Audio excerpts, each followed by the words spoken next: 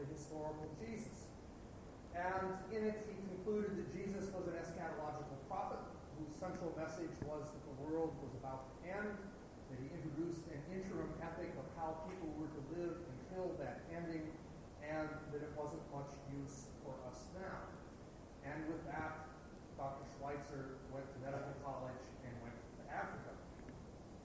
By the 1940s, in this country, the scholarly consensus, at least in the academic world, was that we didn't know much about the historical Jesus, indeed could not know much about the historical Jesus, and in any event, it was wrong. What counted was the cross. What counted was the teachings of Paul. And today we come to a point in time that would be called the Third Renaissance in the quest for the historical Jesus. Scholarly research methodology borrowed from anthropology, literary research, and a host of other disciplines have contributed to a state of scholarship today in which we are first increasingly confident that we can reach back to a point which describes not merely the Gospel's portrayal of Jesus, but can reach behind that to a sketch at least of the historical Jesus. But we have increasing confidence about the limits of that knowledge and its depth. And we discovered, and we have been privileged in our church this past weekend to discover enormous meaning, enormous depth, and enormous relevancy of those messages for our lives. It is thus with great pleasure that I introduce to you Dr. Marcus Borg, Distinguished Service Professor of Religion and Culture at Oregon State University. Born in the fields of North Dakota, he went to Concordia College, where he discovered New Testament work in undergraduate days, went on to Union Theological Seminary in New York City, and then to Mansfield College at Oxford, where he completed his doctorate.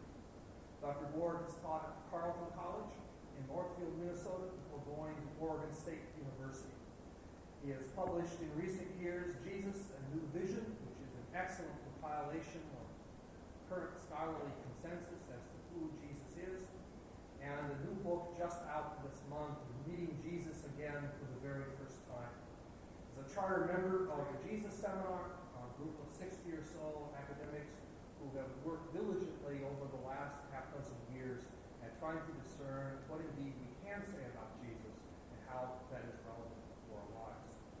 We have been enriched, to use ecclesiastical language, blessed over this last weekend with Dr. Borg's presence with us. We have been illumined, and we look forward to this lecture today. Thank you very much, Dr. Borg.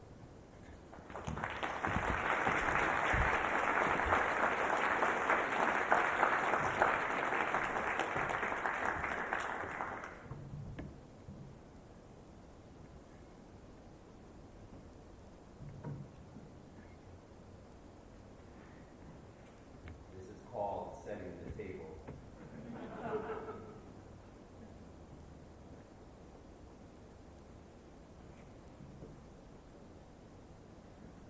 Well, I want to thank Michael Montgomery for that invitation, or that introduction, and also for his invitation to me to spend this weekend in Ames, Iowa. I've really enjoyed the talks that I've been giving at the United Congregational Church and have very much appreciated all the hospitality that I experienced there. It's also very nice for me to be talking to a state university audience, because state university audiences are my home turf, as it were. For the last 15 years, I've taught at Oregon State, and I don't know enough about Iowa State to know if it is really a sister institution, but my strong sense is that it probably is. And occasions like this I enjoy very much, because I love to speak to large groups of people. A few of you have heard me joke before that my wife tells me I'm at my very best in front of a large group of people, which has always struck me as a double-edged compliment. But it is nice that you all are here, and I appreciate your choosing to spend your Sunday afternoon in this way. As Michael has already mentioned, there is a renaissance going on in Jesus scholarship in North America, and I think also in England. And it is such a remarkable change in the amount of activity being devoted to the study of the historical Jesus that Tom Wright, a professor at Oxford, has referred to this as a third quest of the historical Jesus now underway. One of the central features of that renaissance, of that third quest, has been the work of the Jesus Seminar, which began meeting in 1985.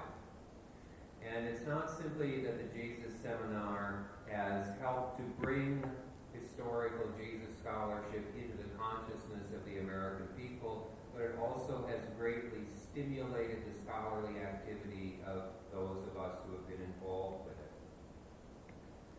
Just about 6 weeks ago now, in December, the first fruit, as it were, of the Jesus Seminar's work was published in this volume called The Five Gospels.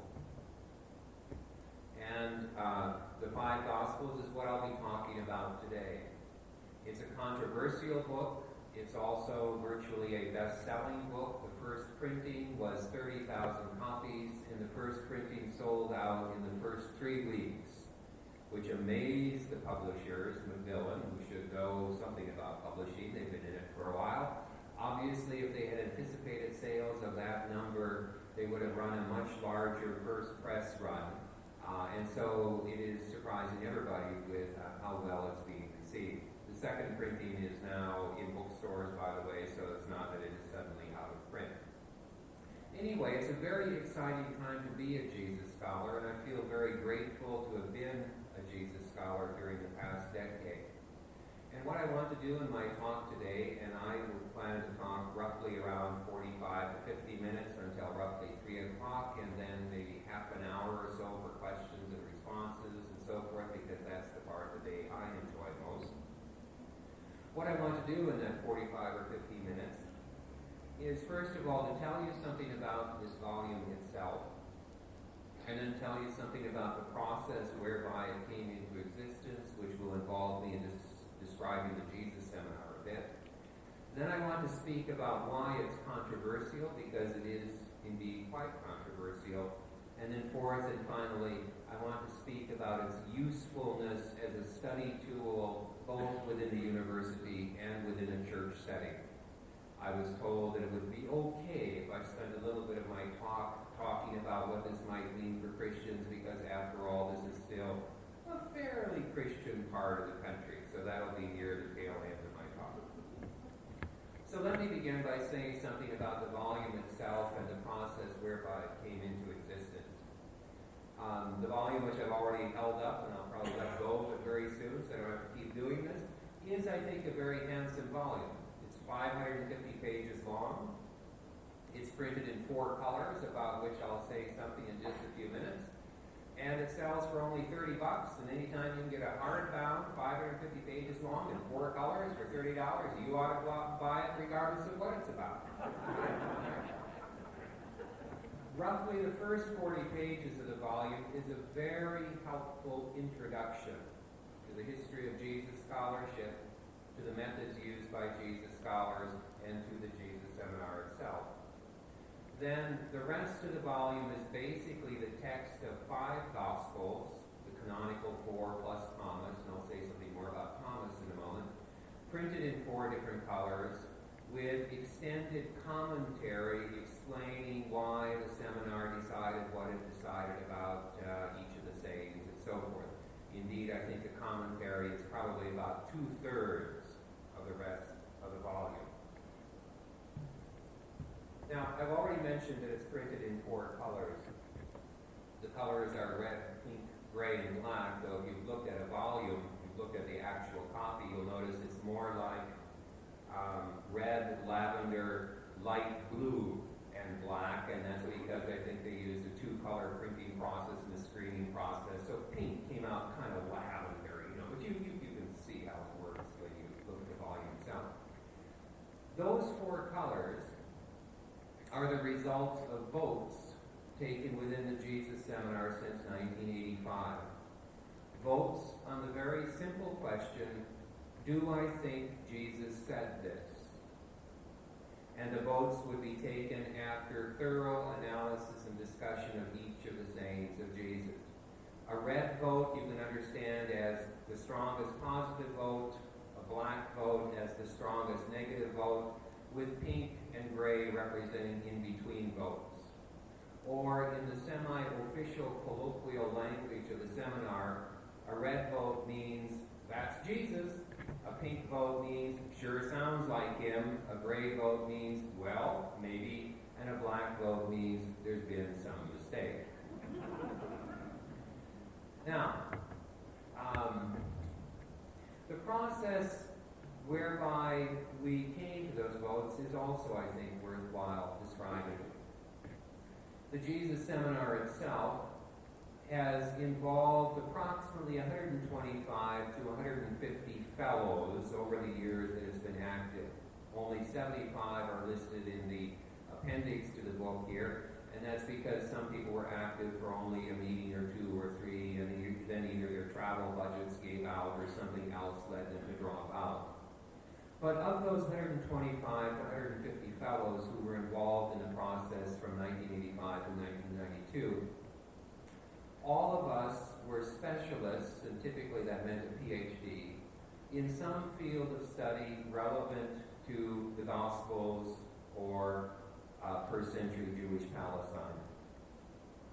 Virtually all of us were professors, some of us in private colleges, some in universities, some in seminaries. The Jesus Seminar had no official religious affiliation, and so we never did a survey of, let's say, the religious beliefs or denominational affiliations of fellows. But my own impression from knowing the group fairly well is that we probably broke down into the following categories, broadly speaking, probably about 1/3 Protestant, 1/3 Catholic, and 1/3 non-religious. That wasn't deliberate, it just worked out that way. There were a few Jewish scholars involved as well. Quite a number of the scholars were also ordained clergy persons. I don't have any clear sense of percentages there, but I wouldn't be surprised if maybe 25% of the fellows were ordained clergy persons, even though they tended to be professors and not practicing clergy. The way the meetings were held is that twice a year we would gather for 3.5-day meetings. We would know well in advance of the meeting what collection of sayings was going to be considered at that meeting. For example, at one meeting the focus was on the Sermon on the Mount. And papers would be prepared on all of the sayings that were going to be discussed at that meeting, circulated in advance and read in advance. So we wouldn't spend any time at the meetings reading to each other, but rather the meetings were specifically for relevant discussion prior to a vote. By the way, the idea of voting on the sayings of Jesus strikes some people as blasphemous, and I'll say a little bit more about that later. Other people, it just strikes them as rather bizarre or odd. My brother-in-law is amongst those. A few months or a couple of years after I was involved in this whole process, one of his friends asked him, "How's your brother-in-law doing?" Meaning me. And my brother-in-law said, "Well, he's flying around the country voting on the Lord's Prayer."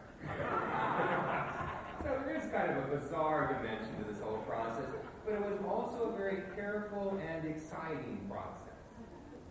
Now, one more thing about the colors before I get into some of the reasons why all of this has been controversial. I mentioned before that the colors are red, pink, gray, and black, and that they roughly correspond to a descending scale of historical authenticity. Now, that works pretty well as a definition of the colors, with one major exception. It isn't a very good definition of gray. Red and pink are both positive votes. Indeed, red and pink material reflects a strong consensus within the discipline. We're a pretty skeptical group, and for anything to get into red or pink means it's pretty solid. Black also represents a pretty strong consensus. I think there are very few scholars outside of the seminar who would challenge our black votes, with the possible exception of those black votes on narrowly eschatological sayings about the end of the world. There are some scholars who still think those go back to Jesus. So red and pink represent positive consensus, black represents negative consensus, but it would be misleading to think of gray as representing a slightly negative consensus. Let me explain why. Gray within the voting of the seminar could be used to express uncertainty.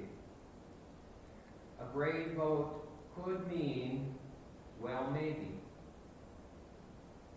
And so some gray material expresses that uncertainty. A saying printed in gray could also indicate not the consensus is gray, but the votes were all over the place. Let me illustrate that with a hypothetical example. Let's imagine a saying which received 10 red votes, 10 pink votes, 10 gray votes, and 11 black votes. Adding all of those votes together and doing a weighted average means that that saying would be printed in gray. What that would not mean in that case, the consensus is gray. What it would mean in that case is the votes were all over the place. That the seminar and perhaps scholarship generally is profoundly divided on that particular saying. So gray material should really be treated as material where the jury is out. Gray material is, in a sense, up for grabs. There's uncertainty or division within the discipline about it. I've just written a brief paper on this very subject called The Excitement of Gray. And one of my colleagues said, "You checked your hair lately?" But my point in speaking about the excitement of gray is that gray, representing this large undecided category, may suggest what the major focus of at least a good chunk of Jesus' research over the next decade might be. That's the material that's up for grabs. I mention all of that because of its own importance, but also because only 18% of the sayings of Jesus in the 5 Gospels are printed in pink or red. And that's the figure that most of the news stories about it have highlighted, and that strikes some people as alarming. Only 18% of the stuff attributed to Jesus really goes back to him. Well, that's one of the reasons it's important to say that gray material, another 20% roughly, does not mean a negative vote. It means this is undecided material. Okay. Let me move then to talking for a few minutes, maybe more than a few minutes, about why this publication, the 5 Gospels, is controversial, and why the Jesus Seminar has been controversial, at least in some circles. Let me mention 2 major reasons. First, the very idea that Jesus didn't say everything attributed to him in the Gospels is controversial in some circles. For those Christians who think of the Bible as inerrant or infallible, as fairly directly a divine product, the notion of voting on whether or not Jesus really said something is unnecessary, even outrageous, perhaps even blasphemous. But even for many people who aren't committed to the infallibility of the Bible or the infallibility of the Gospels, it's a surprising and even alarming notion. So that's the first reason. Just the very idea of voting on stuff attributed to Jesus strikes many people as controversial. Second reason is that it's controversial because of some of the things that we don't think Jesus said, because some of the material that we basically voted as inauthentic. First, I'll mention 4 categories of material. First, all of the exalted titles of Jesus were voted by the seminar as inauthentic, as not going back to Jesus. By the exalted titles of Jesus, I mean titles like Son of God, Messiah, the great I am sayings, I am the light of the world, I am the bread of life, I am the resurrection, the way, the truth, and the life, and so forth. All of those are seen by the seminar as inauthentic. We don't think the historical Jesus spoke that way about himself. We think all of that material is the product of the community in the decades after Easter. Second, all of the traditions which report that Jesus spoke of his death as a dying for the sins of the world are seen as inauthentic. We don't think Jesus saw his own purpose as dying for the sins of the world, or we don't think Jesus saw his own death as the purpose of his life. We think that's post-Easter interpretation on the part of the community. Third, all of the end of the world sayings in which Jesus is reported to have spoken of his own second coming will be printed in black. We don't think he spoke about his own second coming. We don't think he spoke about the imminent end of the world, and thus as a kind of footnote here, within scholarly circles, one of the big bits of news coming out of the Jesus Seminar is the suggestion that perhaps the scholarly consensus about Jesus being an end-of-the-world figure has changed. For much of this century, beginning with Schweitzer, to whom Michael referred in his introduction, scholarship about Jesus has been dominated by the notion that he was an eschatological figure, that technical term meaning a figure who expected the imminent end of the world in his own generation. Within the Jesus Seminar, we don't think that. Fourth, virtually all of John's Gospel will be printed in black. There's a few verses in gray. There might even be one in pink, but that's because it's got an exact clone in the Synoptic Gospels. So everything peculiar to John will be in black.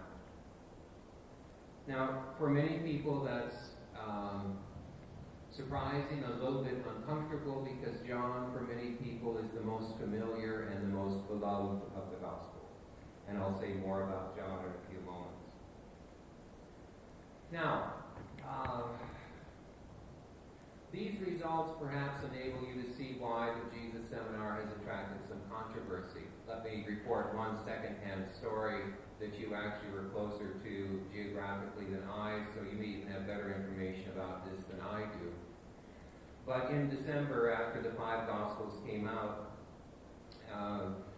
a lot of newspapers in the country ran major stories about it, including the Gary, Indiana daily newspaper.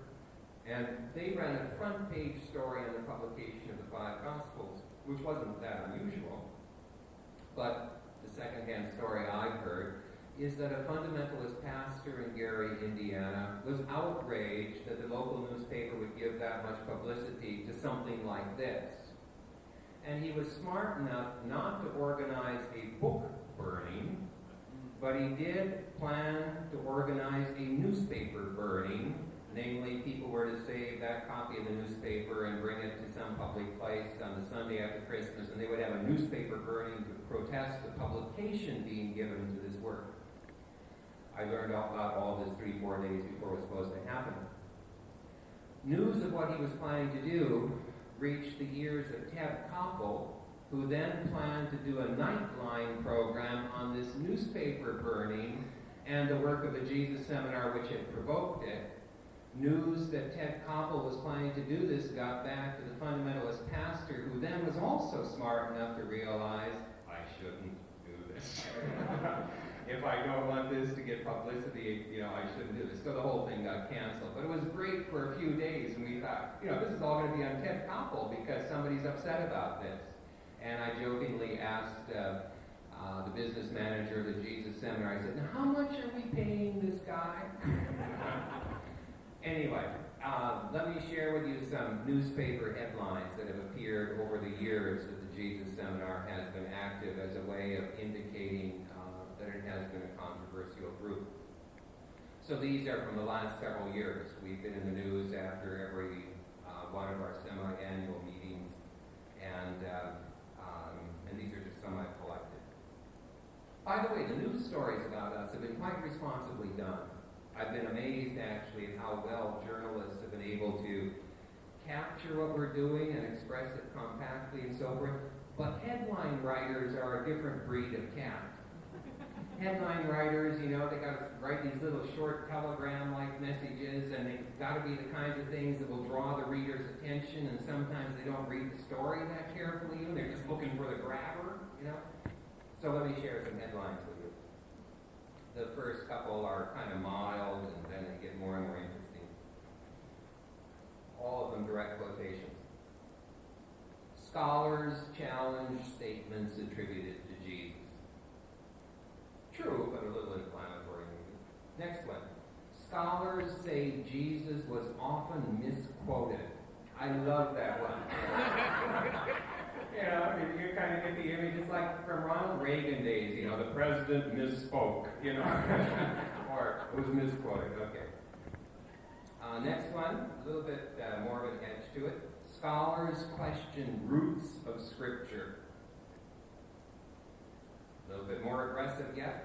Scholars seek to discredit Christ. It's a bit strong. Another one. Bible rewrite progressing. And then after the meeting in which we voted on the end of the world passages and the second coming passages and so forth, this headline appeared. This one nicely accurate. Scholars, Jesus didn't speak of second coming. Nothing wrong with that one. But then in a fundamentalist weekly newsletter reporting on the same meeting, the headline was, "The second coming of Christ has been canceled." And the story then went on to report our voting and concluded with the line, "These scholars will soon learn how wrong they are." And then finally, one more headline I'll share with you. Why do these scholars call themselves Christian? The answer is, of course, we don't. That is, individually, many of us are, and individually I am a Christian, but as a group, we're not Christians. But you can see that for the person who wrote the headline for that story, there was some kind of incongruity between doing this kind of thing and have anything to do with the Christian tradition. Well, let me move then to the last major thing I want to talk about, which is the potential usefulness of the five Gospels, both as a study tool and also for Christians in search of a greater understanding of their own tradition. And there are 4 points I want to make here. The first 2 I'll make quite quickly, and the second 2, that is points 3 and 4, I'll develop at somewhat greater length. The first point I want to make about its usefulness is that it has a fine, fresh translation of the Gospels. We had to produce our own translation. We had imagined at first that we would use the RSV or the new RSV, only to discover that the royalties that we would have had to pay to the copyright holder of the RSV translation were extraordinarily high, given that we were going to use the whole thing. And so we had no choice except to produce our own translation, which actually slowed us down for 2 years or so. We kept working during that time, but it slowed down the eventual publication that long. And the Scholars Version is actually a very nice translation. It has a number of features I'll mention briefly. First of all, like any fresh translation, it can help us to hear the Gospels in a new way just because familiar phrases are replaced by other phrases. Some of them are very nice. It also catches some of the vividness of what virtually amounts to the street Greek of Mark's Gospel. Mark's Gospel is written in a very colloquial Greek that constantly is shifting into the present tense, where we would expect it to use past tense. Most English translations smooth that out. The Scholars Version keeps that characteristic of it. It is also a gender-inclusive translation of the Gospels, which is important as well. So it's a fine, new translation of the Gospels. Second way in which it's useful. Its very title, The Five Gospels, makes us aware that there are more than the canonical four to take into account.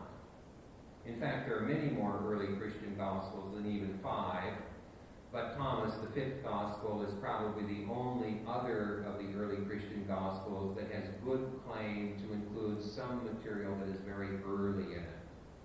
And because there's a lot of curiosity about the Gospel of Thomas, let me say just a little bit about it, and you can ask more about it later if you want. Some of you know quite a bit about Thomas, but many of you may have only the vaguest notion of what it is. So let me tell you. The Gospel of Thomas was basically unknown until the year 1945. Obviously, it was known way back in antiquity, but unknown to the world for some 1,200 years or so, no longer than that, 1,600 years until 1945. In 1945, an Egyptian peasant in the southern part of Egypt was digging in the ground. I don't know if he was digging for the sake of planting or what he was doing exactly. But as he was digging, he suddenly bumped into a large earthenware jar that had been carefully sealed at the top. This is a very exciting find for a peasant, because why would somebody in the distant past have buried a large clay jar carefully sealed? So the peasant broke it open, hoping to find treasure. And instead, what was in it, we now know, was the buried library of a Christian monastery, which for some reason around the year 365, 370, had put all of its library into this big pot, sealed it up, and buried it in the ground. We assume they were anticipating an invasion or something. We don't really know. But they probably didn't survive, or they would have dug it up again. Well, the peasant was not terribly delighted to find all these old manuscripts, took them home, and used them as kindling for cooking fires for a period of time, until one of his neighbors said, well, manuscripts can be worth something too. They went to an antiquities dealer in a village some distance away, and now we have this library. The Gospel of Thomas survived intact, but we have no idea what might have been burned. What the Gospel of Thomas is 114 sayings, no stories, but 114 sayings attributed to Jesus. And in the Judgment of the Jesus Seminar, at least some of those sayings are likely to go back to Jesus himself, including some that otherwise have no parallels in the Synoptic Gospels. So the Gospel of Thomas may provide us with the first new and genuine sayings of Jesus known in almost 2,000 years. Now, let me move to my third and fourth points underneath this last topic, why the five Gospels can be useful for study or for Christian self-understanding. 2 points to go. The five Gospels, this volume, very helpfully illustrates the nature of the Gospels. Let me unpack that. It makes very clear that the Gospels are the developing traditions of the early Christian movement in the decades after Easter. Now, scholars have known this for decades, indeed for a couple of hundred years or more.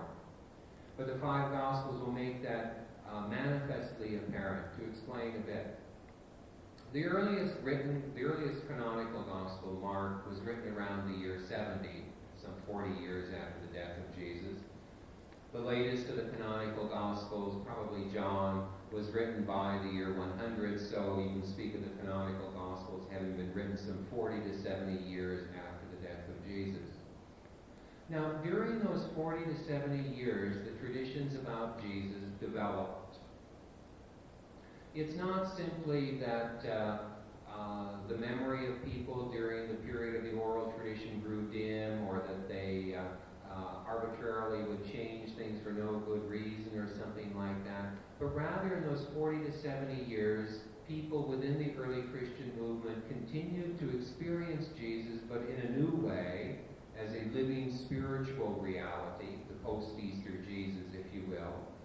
And that ongoing experience of Jesus as a living reality transformed their memory and their perception of what Jesus as a historical figure had been like. And so the traditions about the pre-Easter Jesus are added to, or they're applied to new situations, to changing circumstances in the life of the early Christian movement. So the traditions about Jesus grow. Now, one of the virtues, and as I say, we've known that for a couple hundred years or more, one of the virtues of the five Gospels is that it will make that phenomenon visually apparent. Seeing the sayings of Jesus printed in 4 colors illustrates that phenomenon. A saying printed in red is a saying that is still quite close to the voice of Jesus. A saying printed in pink means this is still pretty close to the voice of Jesus, but it's beginning to be affected by the voice of the community. A saying printed in black, to jump to the other end of the spectrum, will mean this is exclusively the voice of the community and not the voice of Jesus at all. And gray is that uncertain, undecided category again, so I can't quite fit it into this particular schema. But you can see how that spectrum from red to black illustrates this phenomenon of the Gospels as the growing tradition of the church. Now, why is it useful to be aware of that? It's useful to be aware of that in part because I think it's interesting to know that the tradition grows. But it's useful to be aware of that because of how different that is from 2 other ways of looking at the Gospels. One of those other ways sees the Gospels as basically divine products coming rather directly from God. Seeing the Gospels as the developing tradition of the community is very different from that. A second way of seeing the Gospels from which this differs is almost as common as the first, namely that way of seeing the Gospels as if they were straightforward historical documents written by eyewitnesses or people in touch with eyewitnesses who sought simply to report what Jesus had said and done. The work of the Jesus Seminar suggests that that is not what the Gospels are either. They are not straightforward historical documents. This also changes what it means to believe in the Gospels. If you see the Gospels as divine products, or as relatively straightforward historical accounts, then believing in the Gospels means believing that these really came from God, or believing that these really report true history. This other way of seeing the Gospels that comes out of modern scholarship suggests that the issue is not believing the Gospels at all. The issue is understanding what the Gospels, for what they are, namely as a mixture of the early Christian movement's memory of Jesus and the early Christian movement's growing convictions about Jesus. The task is to understand their witness to Jesus, not to believe them to be true. All of that is the third point that helps us to understand the nature of the Gospels. My final point is that the 5 Gospels can help us to understand what is likely to be the voice of Jesus and what is likely to be the voice of the community. To start off briefly with the voice of Jesus, though I want to concentrate more on the voice of the community because that's more of an unexpected focus, perhaps. But to suggest what they tell us about the voice of Jesus. What are we most certain about? Well, as I mentioned earlier, 18% of the sayings of Jesus will be printed in red and pink.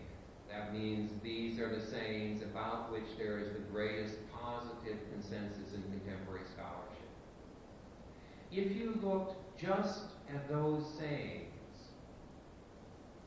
the picture of Jesus that would emerge from those sayings is a picture of Jesus as a teacher of a subversive wisdom.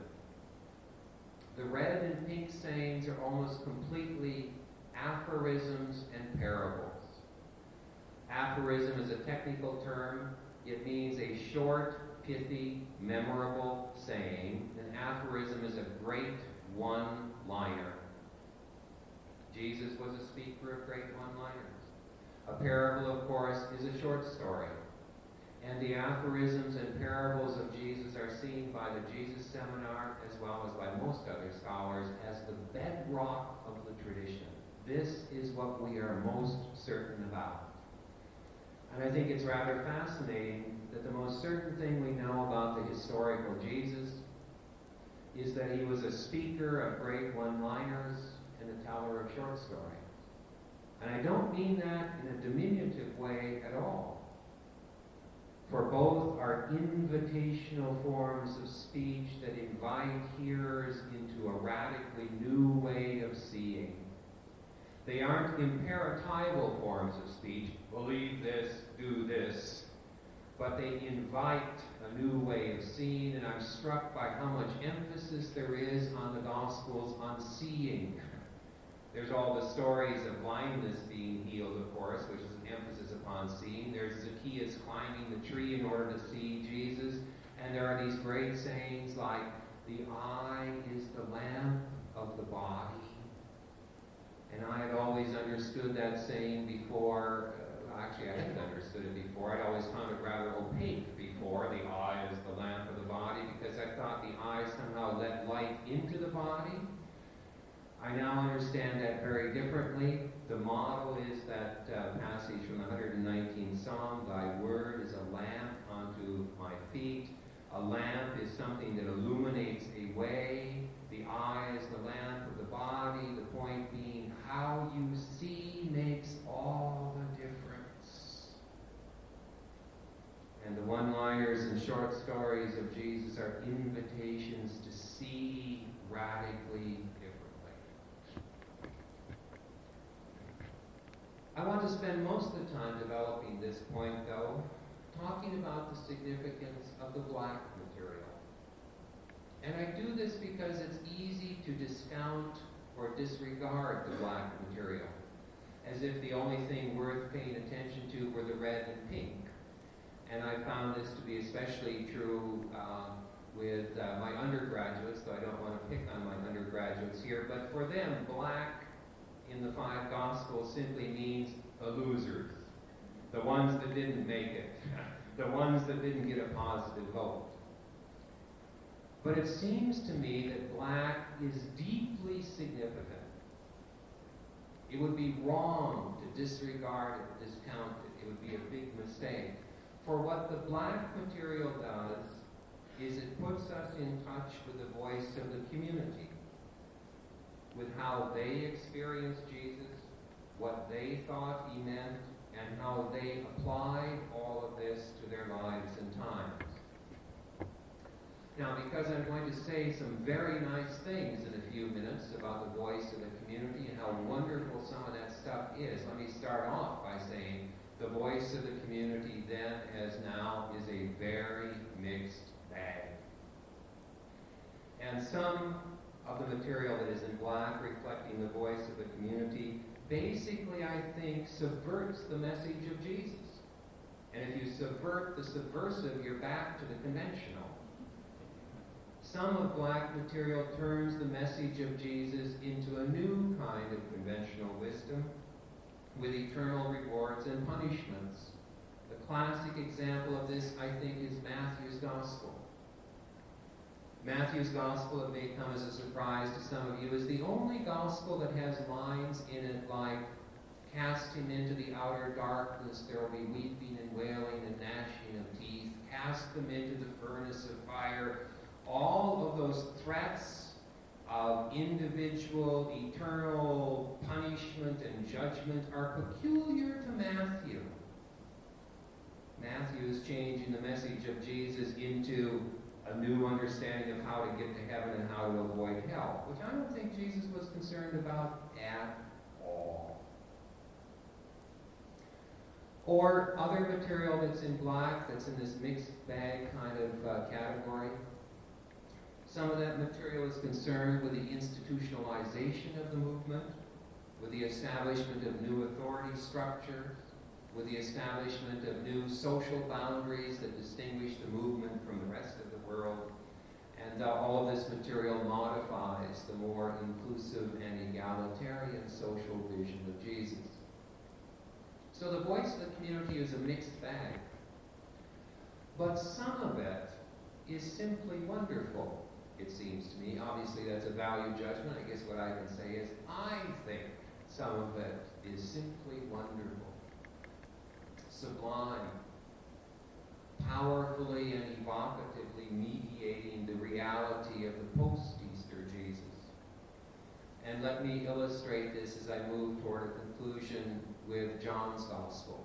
I've already mentioned that basically all of John's Gospel will be in black. John's Gospel is seen as the voice of the community. And this means that all of the great I am sayings, which I mentioned briefly earlier, I am the light of the world, I am the bread of life, I am the way, the truth, and the life, and so forth. All of the I am sayings will be in black. We don't think Jesus ever talked this way about himself. Parenthetically, I might add, I'm quite relieved about that. I mean, have you ever thought seriously about what it would be like to hear a human being saying